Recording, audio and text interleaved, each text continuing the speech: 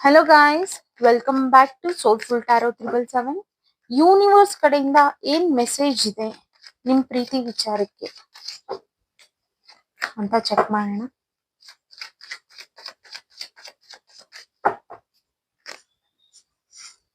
Okay,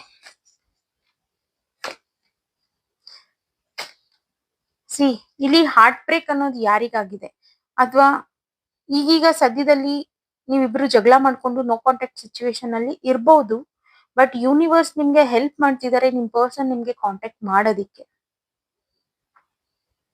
and ಅವ್ರ true deep feelings ನ express ಮಾಡ್ತಾರೆ.